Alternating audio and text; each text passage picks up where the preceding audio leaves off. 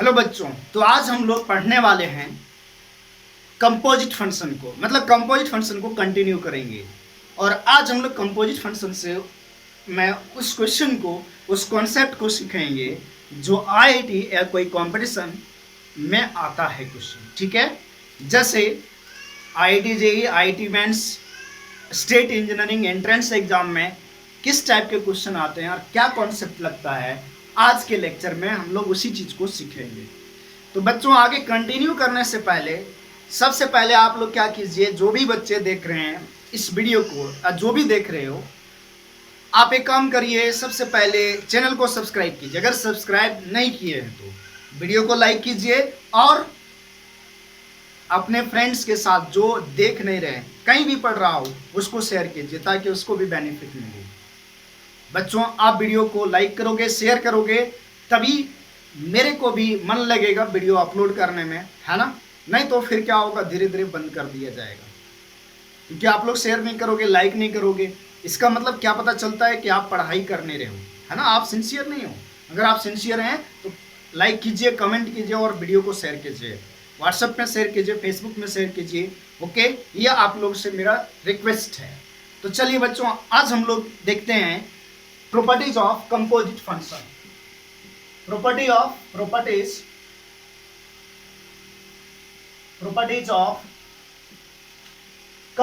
function. properties of composite function बच्चों,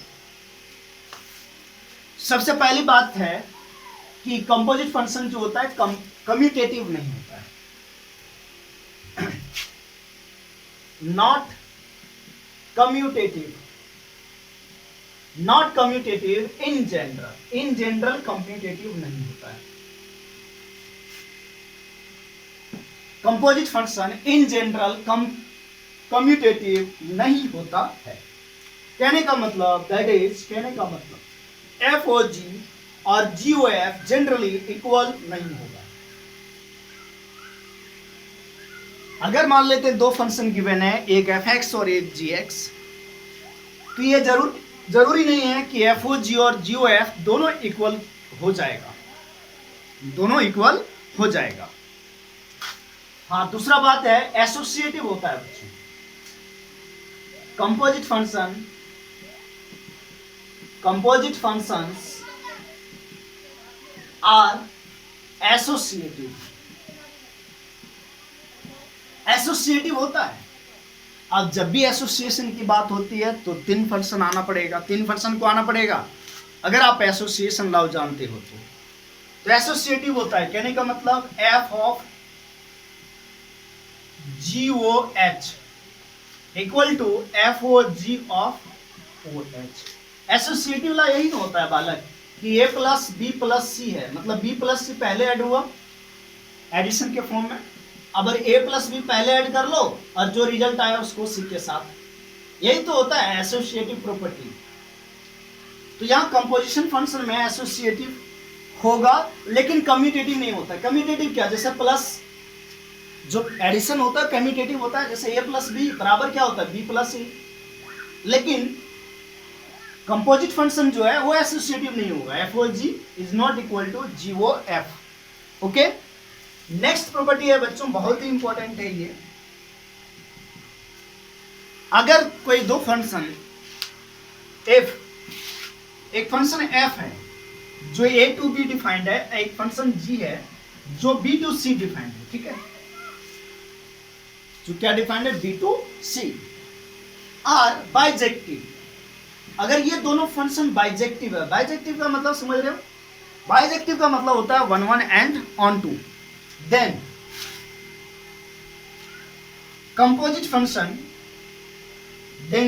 function GOF जो A to C होगा is also bijective।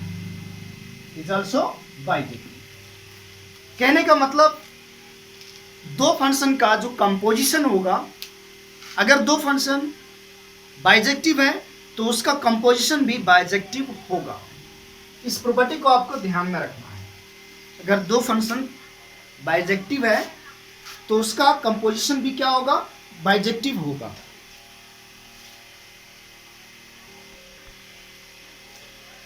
तो बच्चों दो फंक्शन अगर बाइजेक्टिव है तो उसका कंपोजिशन भी क्या होगा, बाइजेक्टिव होगा, मतलब 1 1 एंड 1 2 होगा। बाइजेक्टिव का मतलब क्या होता है, बाइजेक्टिव का मतलब होता है बच्चों 1 1 प्लस 1 2।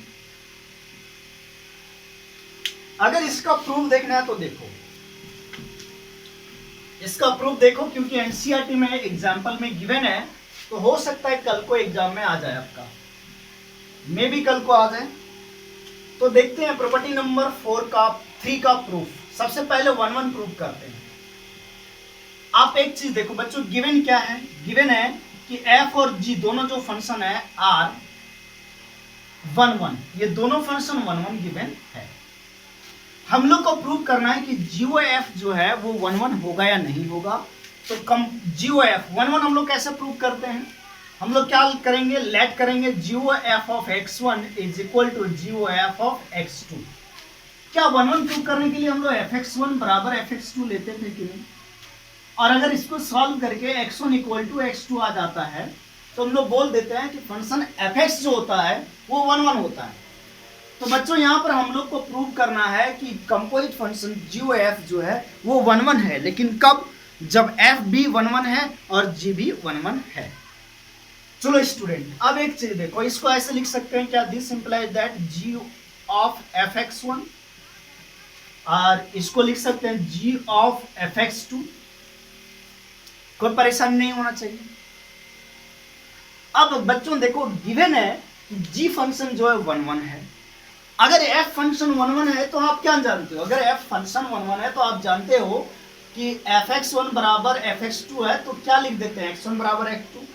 तो अगर g फंक्शन 1 1 है तो हम लिख सकते हैं कि fx1 बराबर क्या हो जाएगा fx2। ऐसा क्यों लिखा, since g is 1 1, g is 1 1। अरे समझो इधर से, अगर f 1 1 है, अगर f 1 1 है, f फंक्शन क्या है 1 1 है, तो क्या होता है fx1 बराबर fx2। दिस इंप्लाइज दैट क्या हो जाता है x1 बराबर x2। तो अगर g फंक्शन 1 1 है तो g ऑफ fx1 बराबर g ऑफ fx2 है। दिस इंप्लाइज दैट fx1 बराबर fx2। यानी तुम ऐसे समझो कि fx1 बराबर fx2 लिखा था, और अगर फंक्शन f 1 1 है तो क्या हो जाता है x1 बराबर x2, मतलब अंदर वाला भी बराबर हो जाता है। अगर g फंक्शन 1 1 है तो इसका इनपुट भी क्या हो जाएगा, इक्वल हो जाएगा।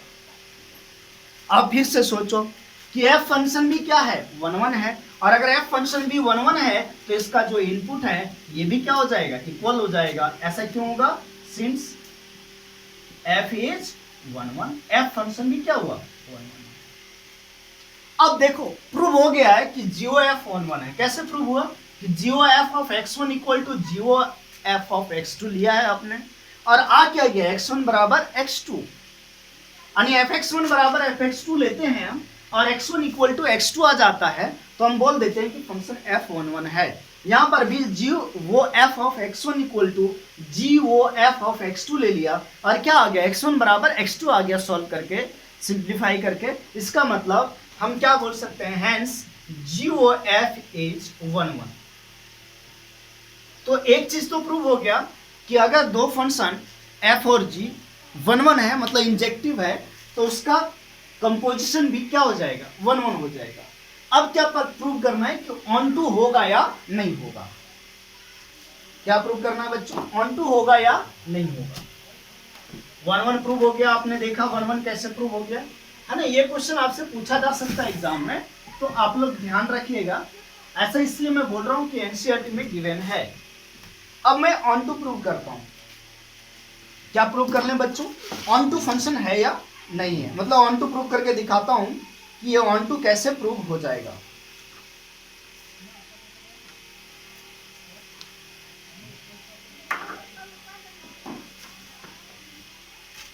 ऑन टू जैसे बच्चों यहां पर देखो, फंक्शन ए कहां से, एफ कहां से कहां डिफाइंड है, ए टू बी, और फंक्शन जी कहां से डिफाइंड है, बी टू सी। और हम लोग जान रहे हैं कि जीओ एफ कहां से डिफाइंड होगा, जीओ एफ डिफाइंड होगा ए टू सी। हम लोग को इसको प्रूव करना है कि ये फंक्शन जो है ये ऑन टू है। क्या प्रूव करना है इसको प्रूव करना है कि ये ऑन टू फंक्शन है। अच्छा, ऑन टू प्रूव करना होता है तो रेंज इक्वल टू क्या प्रूव करना होता है, कोडोमेन। तो ऐसा करते हैं हम कि एक एलिमेंट जेड मानते हैं जो बिलोंग कर रहा है सी से, सेट सी से, सी, ठीक है। जेड क्या ले लिया, सी ले लिया, मान लिया जेड को क्या मान लिया, सी मान लिया, ठीक है बच्चों। जेड को क्या मान लिया हमने, सी मान लिया। और अगर जेड को हमने सी मान लिया तो क्या होगा, ये समझो आप, ऐसे थोड़ा सा आसानी होगा।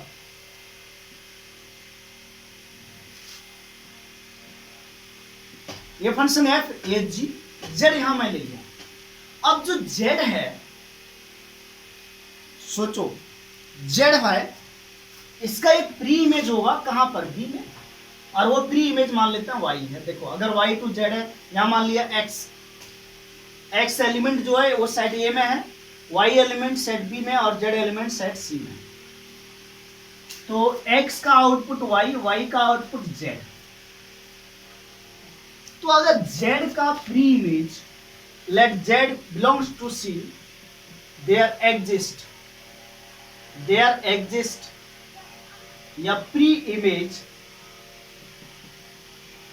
Image y of Z. Z का प्री इमेज क्या हुआ, जेड का प्री इमेज क्या हो गया, y हो गया, किसके अंडर में, अंडर फंक्शन जी फंक्शन के अंडर में, फंक्शन जी के अंडर में। सच दैट, इस प्रकार से कि हम लोग क्या लिख सकते हैं, सच दैट हम लोग लिख सकते हैं कि जी वाई इक्वल टू क्या चीज, Z, G Y equal to क्या लिख दिया, जेड। ऐसा क्यों लिखा, ऐसा इसलिए लिखा because G as onto, ये ऑन टू गिवन है। अगर G function onto given है बच्चों, तो यहां पर जितना भी एलिमेंट होगा उस सारे एलिमेंट का प्री इमेज होगा कहां पर, बी में। कहां पर होगा, बी में। आप लोग जानते हो ऑन टू का डेफिनेशन, ऑन टू में अगर कोई फंक्शन ऑन टू है तो इधर कोई भी एलिमेंट नहीं छूटता, मतलब सभी पे एरो लगा होता है, तो इधर जितना भी एलिमेंट होगा सबका प्री इमेज होगा। तो यहां पर इसलिए लिखा है कि अगर जेड मान लेते हैं कोई भी एलिमेंट्स है जो सी में है, then there exists a pre-image y of z under function g such that gy equal to z। मतलब gy equal to z लिखने का मतलब क्या हुआ कि यहां पर जितना भी इनपुट होगा सबका आउटपुट होगा, और यहां पर जितना भी आउटपुट होगा सबका प्री इमेज बनेगा, ठीक है। अगर आगे इसको हम लोग इसी तरह यही लैंग्वेज हम यूज करें किसके लिए, एफ फंक्शन के लिए। अब यहां पर सोचो कि ये y जो है, ये y ये किससे बिलोंग कर रहा है, b से। For y belongs to b, there exists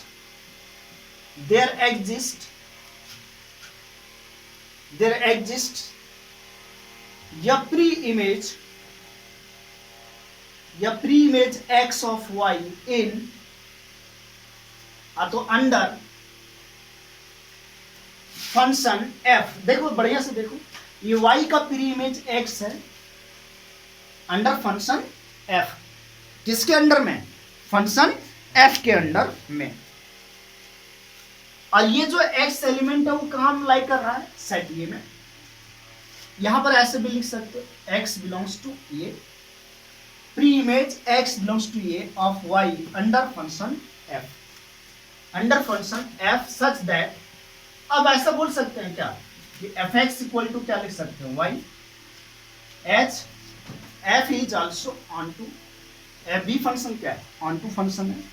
और अगर f फंक्शन ऑन टू है बच्चों, f फंक्शन ऑन टू है, तो हम क्या लिख सकते हैं कि जैसा उसके लिए लिखा था, किसके लिए,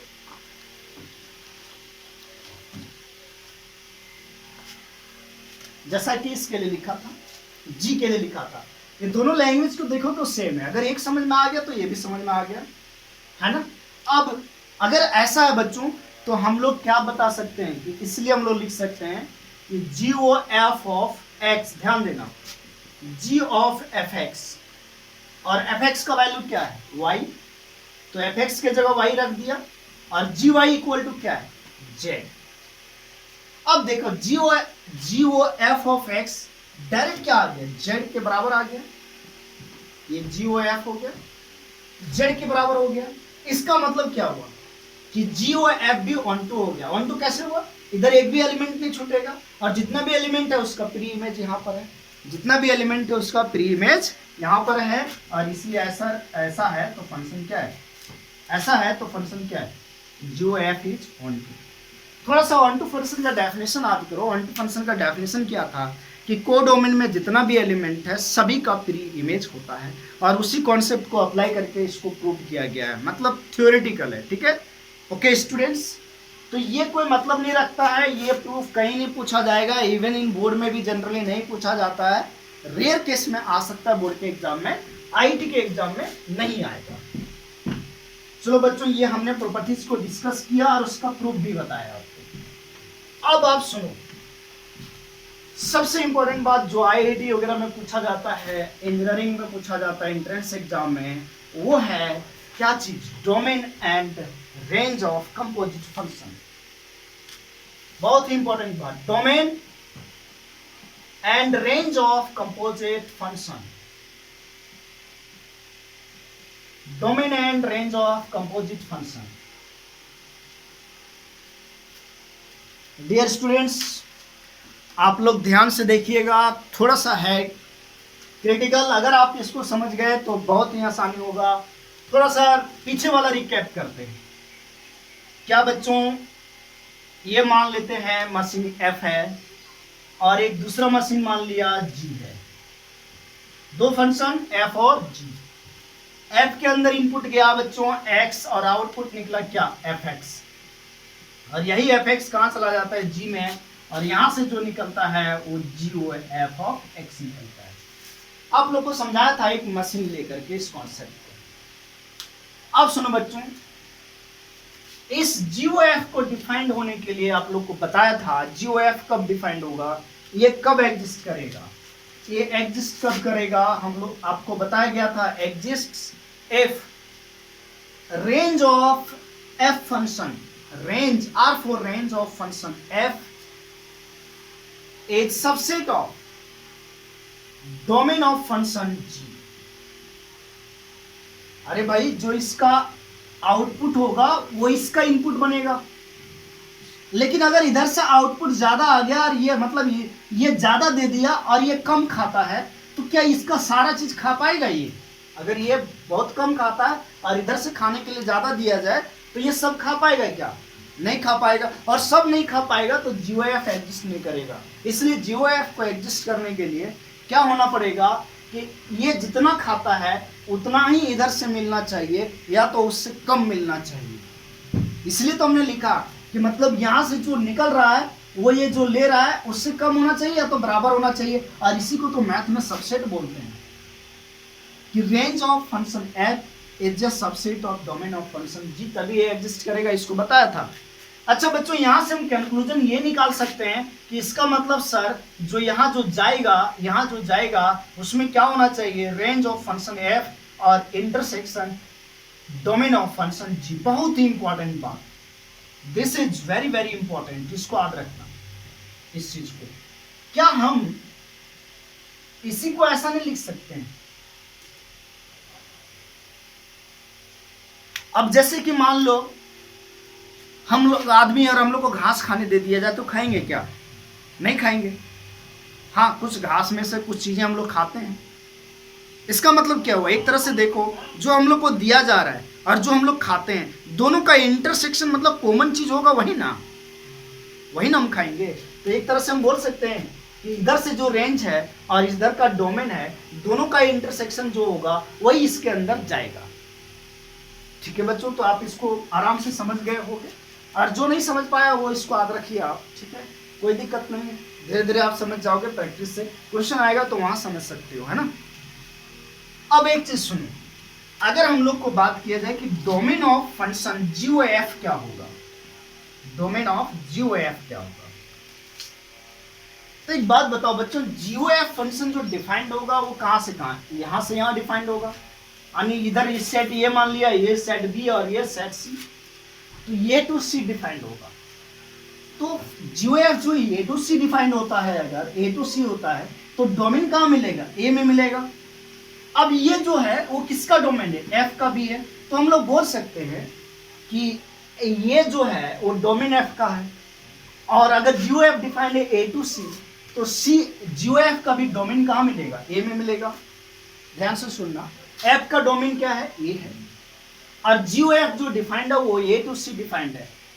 जीओएफ डिफाइंड है ए टू सी, और हम लोग जानते हैं ये क्या होता है, डोमेन होता है। ये क्या चीज होता है, डोमेन। तो एफ का डोमेन भी ये ही है और जीओएफ का भी डोमेन ये ही है, तो हम लोग क्या नहीं बोल सकते कि डोमेन ऑफ जीओएफ जो होता है वो सबसेट होता है।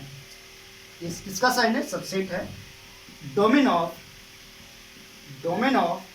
Function F. अब तुम्हारे दिमाग में एक क्वेश्चन राइज हो रहा होगा कि सर सबसेट क्यों नहीं लिखा, इक्वल टू क्यों नहीं लिख दिया। तो स्टूडेंट्स कभी कभी आपके सामने ऐसा परिस्थिति आएगा, ऐसा आएगा क्वेश्चन में कि जो डोमेन है जीओएफ का वो या तो डोमेन ऑफ एफ के इक्वल हो जाएगा या तो कभी छोटा भी हो सकता है, वो कभी छोटा भी हो सकता है। समझ में आ रही बात, कभी क्या हो सकता है बच्चों, छोटा भी हो सकता है। इसी प्रकार से रेंज ऑफ जीओएफ, अब देखो रेंज कहां वाला है, जी का जो रेंज है वही जीओएफ का रेंज होगा। अब यहां पर देखो ये सी तो कोडोमेन है ना बच्चों, और कोडोमेन है तो हम लोग लिखेंगे रेंज ऑफ जी, यानी range of GOF is subset of range of G. इस बात को आपको ध्यान में रखना है।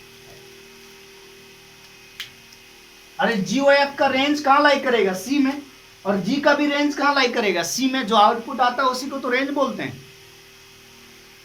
तो जीओएफ का जो आउटपुट आएगा वो आउटपुट कहां लाई करता है, जी के आउटपुट में। इसको समझा नहीं था एरो डायग्राम से, आप लोग को समझाया था ना कि ये है बी और ये सी है, फंक्शन एफ फंक्शन जी और जीओएफ ये हुआ जीओएफ। तो आउटपुट कहां मिलेगा जीओएफ का, सेट सी में मिलेगा ना। अच्छा जी फंक्शन का आउटपुट कहां है, वो भी सी में है। तो रेंज ऑफ जीओएफ जो होगा वो सबसेट होगा रेंज ऑफ जी का। चलिए कुछ क्वेश्चन देखते हैं जिसका डोमेन फाइंड आउट करना है, करते हैं डोमेन फाइंड आउट। कुछ फंक्शन का डोमेन फाइंड आउट कर लेते हैं students.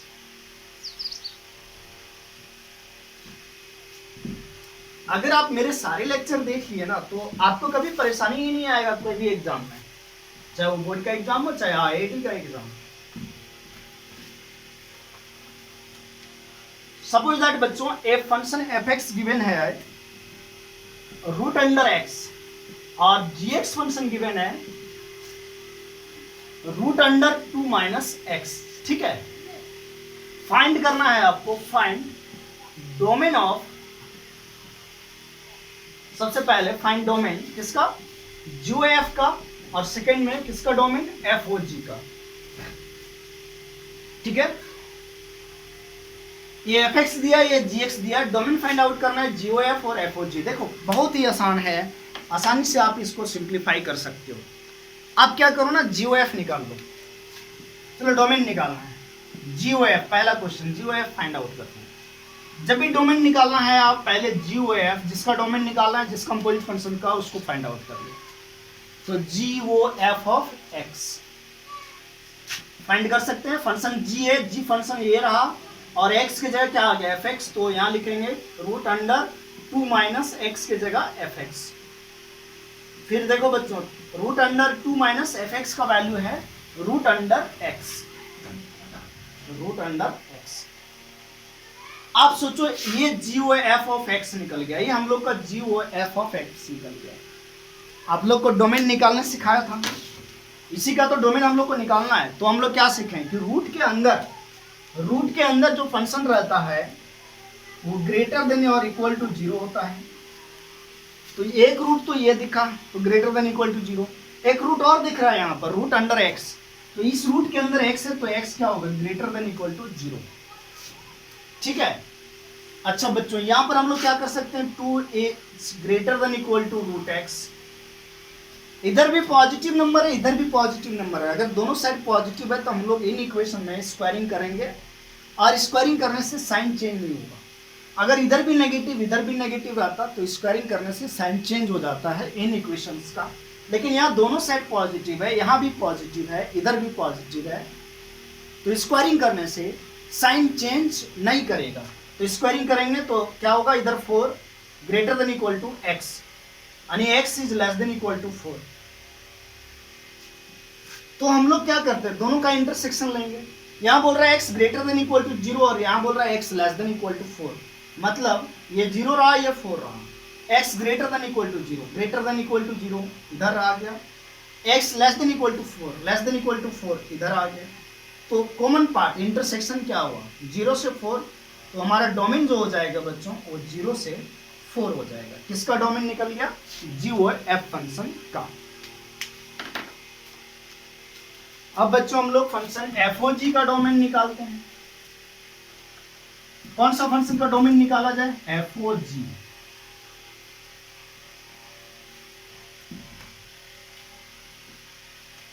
Second question, F O जी का डोमेन। तो सबसे पहले एफ ओ जी एक्स निकालेंगे।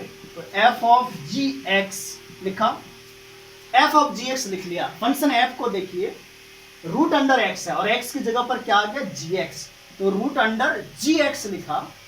अब जी एक्स का वैल्यू क्या है, root under of root g x का वैल्यू फिर रूट अंडर 2 माइनस एक्स है। ये रूट ये लिखा, जी एक्स भी रूट में है, तो रूट अंडर 2 माइनस एक्स। तो रूट के अंदर जो फंक्शन होता है वो क्या होता है, greater than equal to 0। Root के अंदर जो फंक्शन होता है वो क्या होता है, ग्रेटर देन इक्वल टू 0।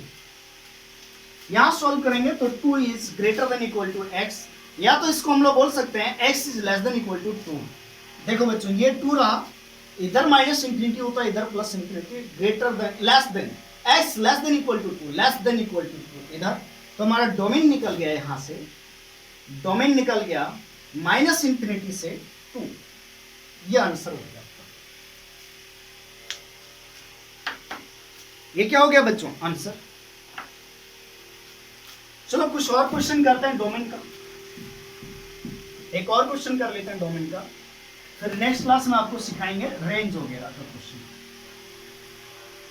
और आपको बता दूं आज का लेक्चर बोर्ड का नहीं है, बोर्ड के एग्जाम में इस लेक्चर से क्वेश्चन नहीं आता है ना। हाँ प्रॉपर्टीज था, लेकिन डोमेन रेंज जो है वो बोर्ड के एग्जाम में नहीं पूछा जाता है, कंपटीशन एग्जाम में जरूर पूछा जाता है। If F X equal to given है, नेक्स्ट क्वेश्चन देखो, एफ एक्स बराबर गिवन है fractional part of X, G X equal to given है sine X, and H X equal to given है root under x.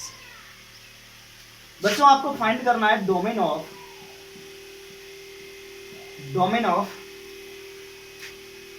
y equal to F O H O G X. इसका domain निकालना है, F of H of ji of X. तो अगर domain निकालना है, यहाँ 3 फंक्शन है, 3 फंक्शन का कंपोजिशन लिया गया, 3 फंक्शन का कंपोजिशन। देखो बोर्ड के एग्जाम, जो केवल बच्चे बोर्ड का एग्जाम देंगे उसको ये देखना है, ये निकालने के लिए आ सकता है। डोमेन नहीं पूछेगा, डोमेन और रेंज नहीं पूछेगा, लेकिन ये लिखने के लिए आ सकता है, ये लिखने के लिए आ सकता है। तो लिखने सीखिए पहले, ठीक है, लिखने के लिए सीखो कैसे लिखा जाए इसको। क्या बच्चों, f O h of ji of x को ऐसे नहीं लिख सकते हैं, f of h O ji of x लिख सकते हैं कि नहीं? मतलब एक फंक्शन को बाहर रखो, बाकी का अंदर ले आया। अब बाहर कौन फंक्शन है, एफ। एफ को देखो, एफ में क्या है, करली ब्रेसेज है, मतलब फ्रैक्शनल पार्ट ऑफ एक्स है, और इस एक्स के जगह पे h O ji of x आया है, ठीक है। अब आराम से एक काम करो कि h O ji of x को क्या एच ऑफ जी एक्स लिख सकता हूं ऐसे, और ये फ्रैक्शनल पार्ट ऑफ एक्स। अब फिर देखो ये फंक्शन एच, देखो एच फंक्शन क्या है, रूट अंडर है, रूट अंडर एक्स है ना। तो रूट अंडर एक्स के जगह पर बच्चों जी एक्स है, तो यहाँ gx आ जाएगा x की जगह। अब gx फंक्शन क्या है? gx फंक्शन है हमारा sin x, तो रूट अंडर sin x। ठीक है बच्चों, अब देखो इसका डोमेन निकालना है, ये लिख लिया अगर, तो हम लोग को डोमेन किसका निकालना है? इस फंक्शन का डोमेन निकालना है, इसका डोमेन निकालना है। तो ये तो फ्रैक्शनल पार्ट ऑफ एक्स है, फ्रैक्शनल पार्ट फंक्शन है ये। तो फ्रैक्शनल पार्ट फंक्शन के अंदर, फ्रैक्शनल पार्ट फंक्शन का डोमेन क्या होता है? Set of real number. तो फ्रैक्शनल पार्ट के अंदर कोई भी फंक्शन आ सकता है, फ्रैक्शनल पार्ट के अंदर कोई भी नंबर आ सकता है, कोई दिक्कत नहीं है। तो देखो इसको दिक्कत नहीं है, फ्रैक्शनल पार्ट फंक्शन को दिक्कत नहीं है। दिक्कत किसको है? रूट को। क्या दिक्कत है रूट को? रूट के अंदर जो फंक्शन होगा वो हमेशा पॉजिटिव होना चाहिए। तो दिक्कत केवल रूट को है। तो रूट के अंदर जो फंक्शन है वो क्या है? साइन एक्स है। तो साइन एक्स हमेशा पॉजिटिव होना चाहिए, या तो मतलब रूट के अंदर जो भी चीज है वो हमेशा पॉजिटिव होना चाहिए या जीरो होना चाहिए। तो रूट के अंदर यहाँ साइन एक्स था, तो sine x greater than equal to zero लिखेंगे, आप जानते हो इस चीज को। अब sine x greater than equal to zero, हम लोग को डोमेन निकालना है। इसका मतलब बच्चों एक्स का वैल्यू निकालना है। तो अब कैसे निकालें एक्स का वैल्यू? मतलब साइन एक्स कहाँ पॉजिटिव होता है? तो आप जानते हो साइन एक्स पॉजिटिव होता है फर्स्ट और सेकंड क्वाड्रेंट। या तो सबसे आसानी तरीका होता है, इसको दो तरह से सॉल्व कर सकते हैं। ग्राफ बना लो। तो साइन एक्स का ग्राफ देखो इस तरह से है और इस तरह से बनते जाता है। आप लोग जानते हो ग्राफ इस तरह से बनता है। पता करो कि साइन एक्स पॉजिटिव कहाँ है। पॉजिटिव मतलब साइन एक्स पॉजिटिव मतलब एक्स एक्सिस से ऊपर। तो एक्स एक्सिस से ऊपर ये रहा, ये पोर्शन, तो ये पाई होता है। तो देखो 0 से पाई में साइन एक्स पॉजिटिव है, 0 से लेकर के पाई में साइन एक्स पॉजिटिव है। तो एक्स 0 से पाई हो जाएगा। लेकिन 0 से पाई नहीं होगा, साइन एक्स एक पीरियोडिक फंक्शन है। साइन एक्स कैसा फंक्शन है? Periodic function. और आप लोग को सिखाया गया था डोमेन लिखने के लिए, कहाँ? ट्रिग्नोमेट्रिक में। डोमेन और ट्रिग्नोमेट्रिक फंक्शन पढ़ाया आप लोगों ने, तो वहां पर आप लोग को सिखाया गया है कि साइन एक्स पीरियोडिक फंक्शन होता है, और पीरियोडिक फंक्शन है विथ पीरियड। विथ पीरियड कितना पीरियड का होता है? साइन एक्स का पीरियड होता है 2 पाई। तो हम जब डोमेन लिखेंगे ना, डोमेन लिखेंगे बच्चों, जब भी पीरियोडिक फंक्शन का डोमेन लिखते हैं, और आपको एक छोटा सा पार्ट का पता चल गया डोमेन, जैसे हम लोग को यहाँ से पता चल गया कि साइन एक्स 0 से पाई में होगा, लेकिन साइन एक्स एक पीरियोडिक फंक्शन है, तो 0 और पाई में दोनों में पीरियड को ऐड कर देंगे। तो पीरियड को ऐड कैसे करते हैं? 2n पाई ऐड करते हैं। जैसे पीरियड 2 पाई हमारा कितना है? पीरियड 2 पाई है, तो हम लोग 2n पाई और ऐड करेंगे। 0 में भी ऐड किया और पाई में भी ऐड करेंगे 2n पाई। तो हमारा डोमेन हो जाएगा बच्चों फाइनली 2n पाई से लेकर के 2n पाई प्लस पाई। यहाँ पर n एक इंटीजर होता है। अब इस चीज को उस बच्चे को समझ में नहीं आएगा जो ट्रिग्नोमेट्रिक फंक्शन का ग्राफ नहीं जानते हो और जो फंक्शन का डोमेन नहीं सीखा फाइंड आउट करने के लिए।